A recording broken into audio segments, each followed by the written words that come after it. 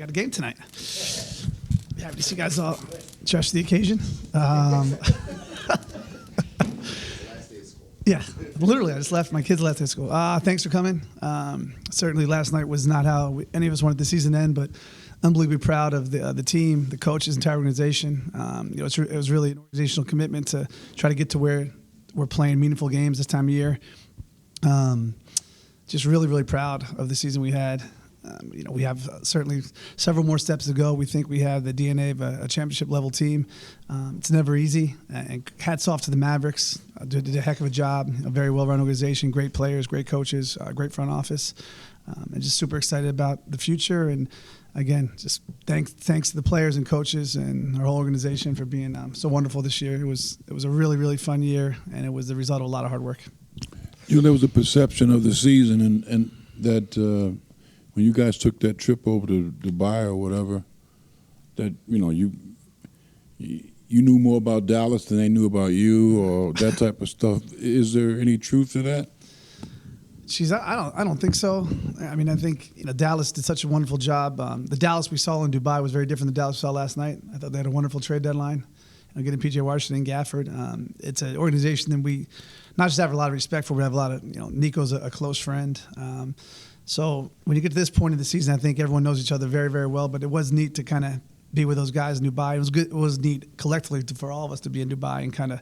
I thought that did set the tone for our team, the kind of camaraderie and being in a foreign country, getting to know each other. And yeah, it was a fun trip, and it was the start of a fun year. Tim, this team made a huge leap from last year to this year. What do you think is going to be the biggest key to make the next step now from being in the Western Conference Finals and contention to really, going for the finals? I think when you're a home court team and a Final Four team, I think all those teams can win a championship. So I don't know if there's any linear path to that next step. I don't think there's one singular answer. I think a lot of it's matchups and health. I think if you look at the series we just had, certainly not at 4-1, but if you look back at games 1 and 2, I thought we had a pretty good opportunity to win those games. So just keep getting better. I think the really neat thing is when you play this long and play this much meaningful basketball is the guys really know what it's like. They can feel those moments. There's certainly areas we have to get better. The roster's never perfect, and we got to continue to build and both build externally and internally. Our guys got to come back as better players. I think the hunger that environments like this create, you'll see a lot of these guys come back even more hungry and more aggressive. But I don't know if I have a specific answer about that next step. I think I'm a pretty firm believer when you're in the Final Four, you got a chance. The payroll is going to get bigger next season, and how do you anticipate navigating that, and what are the conversations like given the ownership situation is kind of in flux right now? Yeah, I mean, everyone's been unbelievably supportive. I think everyone, ownership's obviously in a unique place right now, but all involved have really enjoyed this, and we've all shared great moments throughout this whole season, and the fun that everyone's had in the playoffs has been really special. So there are conversations that we've had, and they'll be ongoing. Now that we're officially in the offseason, we'll get a better sense of not just what we might do, but what the rest of the league might do. I think anytime you're a Final Four team, it kind of is reflective of a strong roster, and we're fortunate enough to have the vast majority of our guys signed up for next year, which is always a good thing, especially in a market that, at times has not attracted some of the premier free agents like some of these other markets. So ownership has been unbelievably supportive. It's whatever happens, it's kind of a level up. So I trust whatever happens will be the right path. But during this last several weeks, it's been awesome to see everyone in ownership, and not just the names you hear, but some of the minority owners, and just it's been a really fun ride, and it's been really fun to see those people have put so much time, effort, and money into this and enjoy a postseason run.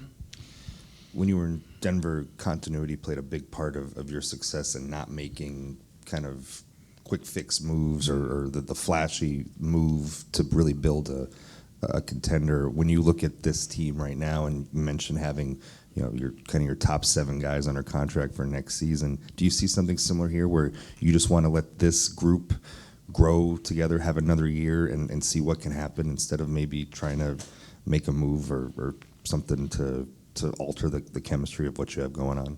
Yeah, I think optimally, if given the two options, we'd always err on the side of patience and continuity, and we've been fortunate with ownership has allowed that. After coming off last season, ownership allowed us to see what we had this year, and then we had a pretty successful run. So, we have all these plans, but they go out the window if you get one call.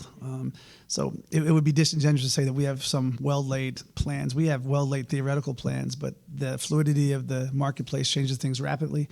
And, we'll be aggressive and nimble. But, again, I think patience is oftentimes most rewarded if you're allowed to do so. Along those lines, with Karl, he had some really nice moments for you this postseason, struggle at the beginning of this series. Did you see enough out of him that he could be, the 1A, 1B, number 2, whatever you want to call it, option on a team that could win an NBA title? Yeah, absolutely. I thought Karl was brilliant for most of the playoffs. He had he had some tough shooting nights in this last series, but that didn't dictate his intensity or his ability to do other things.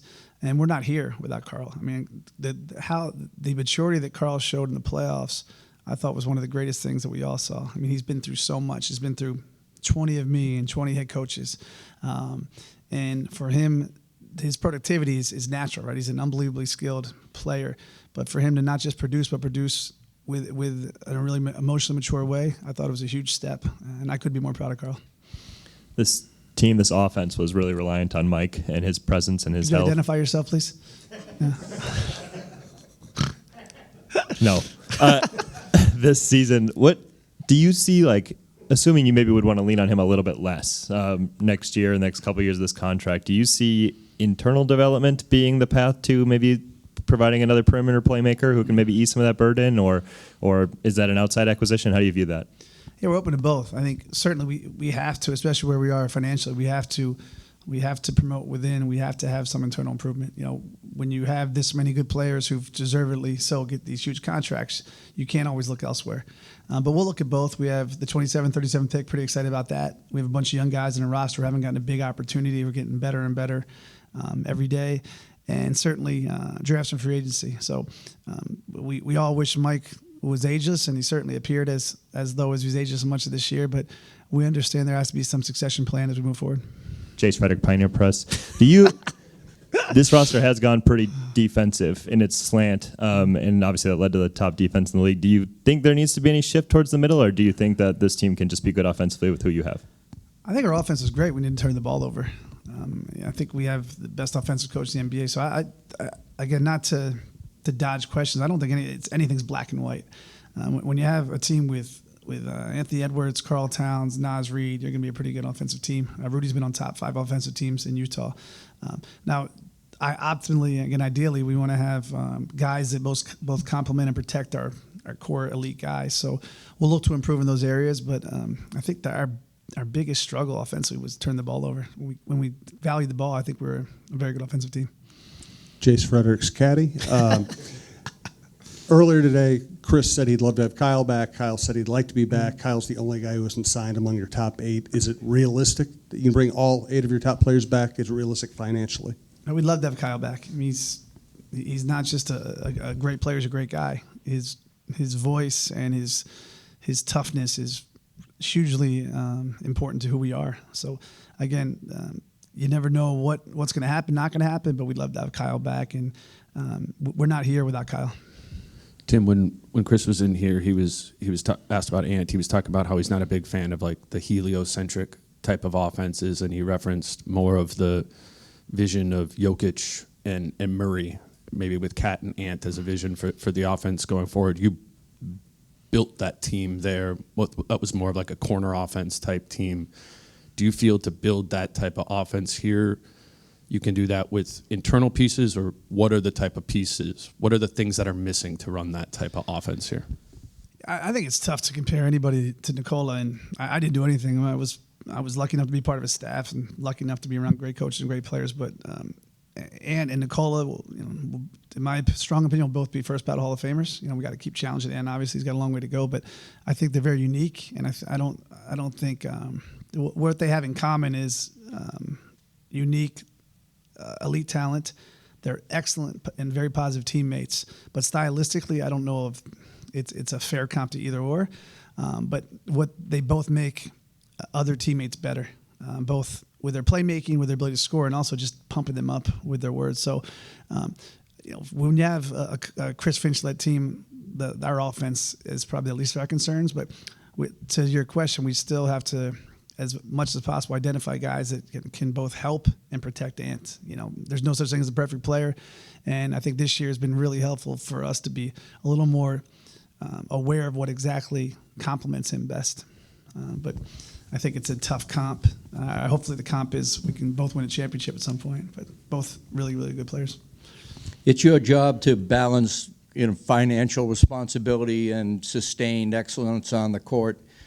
After the season you've had, where are you on that continuum right now? Is it something where you're more likely to be spendy, for lack of a better word? Or is it, how do you sustain your personnel and your plan and at the same time acknowledge the new reality of the NBA?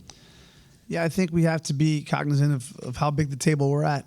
Oftentimes, the Final Four table comes with a price tag that's different than teams that aren't playing this late in the season. And certainly, whatever ownership allows, we're going to be committed and aggressive. I think when you have it, when you get a taste of it, you want more and more. So that'll be something we discuss with ownership. It's also something that we're pretty aware, to a large degree, to be where we are. It's going to come with a certain check, and I think by all accounts, ownership has given us no indication we're going to be anything but aggressive and try to get over one more hump. We got over a big hump after 20 years this year, but we're certainly not content. You've walked your talk in terms of high character guys. How important is that in terms of building a team? Where do you put that in the bag of things you necessarily need to have, and how do you balance that out with just pure talent? I think it's unbelievably important. I think we can't control wins and losses. For all these great wins, if a shot doesn't go in, a shot goes in. We're having a press conference weeks ago, or if a call goes our way, we might have a press conference right now. So I think the only thing controllable is the environment you create within the building, and I think it's something that we'll always certainly put on the top of our list now. Elite talent oftentimes trumps all, but elite talent without the ability to be an excellent teammate, without the ability to be self-motivated and committed, without the ability to be happy in Minnesota, it's kind of a glass ceiling. So it's something that we feel pretty passionately about and we'll never deviate from. Tim, you say that you're super excited for the future over here, Tim. Does that future include you, not only next year, but for the next handful of years? I hope so. I mean, moving wasn't fun. So optimally, I can't leave. This press crew is pretty impressive. I mean, got the fake Orioles hat over there, and Chase dressed up as usual. Chris has shorts on, so it'd be a tough crew to leave. Now I've had a blast here. It feels like we have roots here. Like our whole fan base, all you guys. It was pretty special. I mean, that Denver Game 7 was about as cool as environment I've ever seen. Not the win, but the amount of T-Wolves fans that made the trip. So, yeah, if that's the goal. It's been a great couple of years, and hopefully we can make it a much longer couple of years. More from me, Chris, before you hop in. Right, yeah. In February, it seemed like a shrewd move to bring in Monte Morris. Why didn't it play out as such? You never know when you make a trade. I mean, Monte was, I think, struggling with a couple injuries. Certainly, I have no doubt what Monte can do. I think when you start to make the run, the benches get more and more condensed. So it's tough to make a midseason trade and to instantly integrate that guy. But I love Monte. I know exactly who he is as a guy and a player. And it was great to have him here this year. And we know what he can do both on and off the court.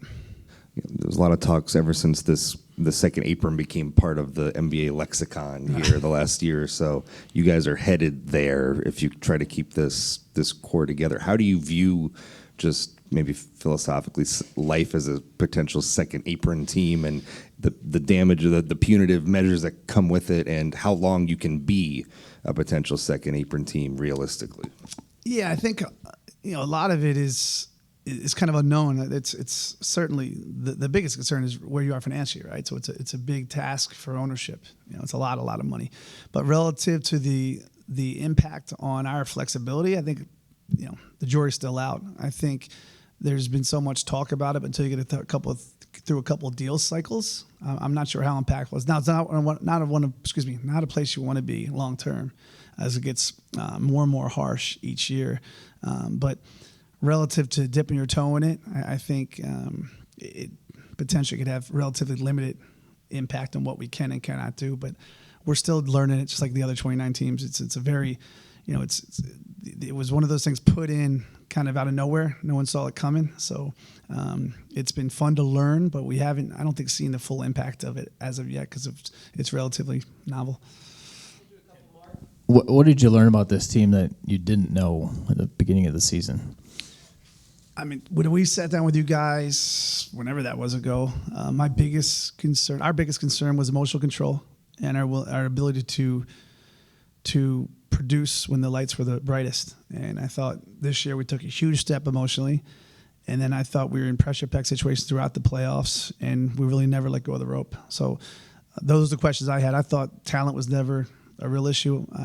Chris Finch and staff are fantastic. Mike Honore is going to be a great head coach. And they got a bunch of head coaches sitting on that bench, getting better and better. So I thought those boxes were checked. But until you see guys in really pressure-packed situations and how not just they produce, but how do they maintain some semblance of continuity and emotional control, and I thought those boxes were both checked tremendously. Ant is obviously not in bad shape by any stretch, but he said last night that he wants to train moving forward like he's going to play into June. Is that where you see kind of his next big step, just being in the condition to play 44 minutes a night and carry an offense and guard the other team's best player, that kind of stuff? Yeah, I think he's in great shape, but that's what I love about Ant. He's not content with where he is. I think he's sub 5% body fat.